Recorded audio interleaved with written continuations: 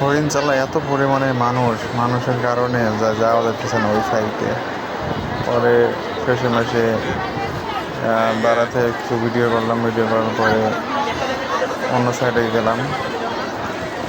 পরে পিছনকার সাইড দিয়ে এখানে আসলাম, আসার পরে ভিডিও করলাম। এই জায়গাটা অনেকটাই সুন্দর।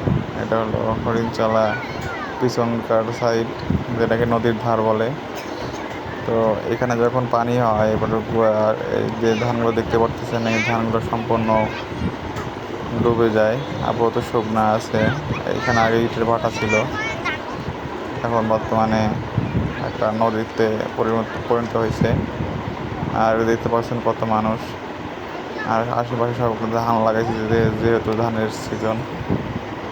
আর ওই যে ওই সাইডে হলো হরিণচালা, দেখা যাইতেছে ওখানে কত মানুষ। ওখানেও যাব, এখানে মানুষের অভাব নাই, সাইডে সাইডে খালি মানুষ আর মানুষ। ওখানে বালুর চর ফেলাইছে, চরের ওই সাইড দিয়ে মানুষ ভিডিও করে, শুটিং করে। তো তত যেতে পারছিলাম না, বিদায় এই সাইড দিয়ে আসছি। নিচে দিয়ে যাওয়ার পরে এই সাইড দিয়ে যাওয়ার পরে ওইদিকে গেছিলাম। এই জায়গাগুলো সুন্দর। ওই যে হরিণচালা রেস্টুরেন্ট,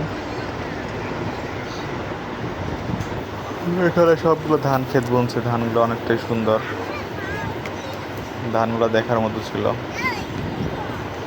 এই ধানগুলো দেখে আমার মনে হবে যে দেশ গ্রামে চলে আসছেন, মানে একটা দেশ গ্রামে যে একটা ফিলিংস আছে, এই ফিলিংসটা আসবে। এখানে পানির কারণে পুরা মরুভূমির মতো ফেটে গেছে, মাটি পুরোটা ফেটে কাঁচা হয়ে গেছে।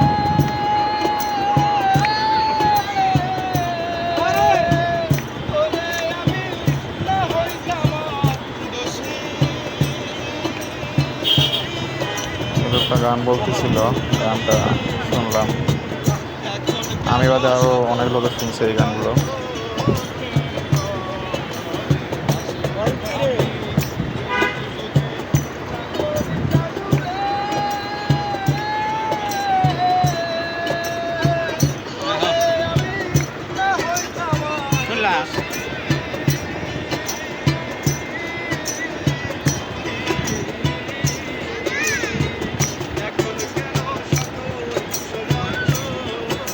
চারের সাইডে এত পরিমাণে যে মানুষ, যে যাওয়ার মতো রাস্তা নাই।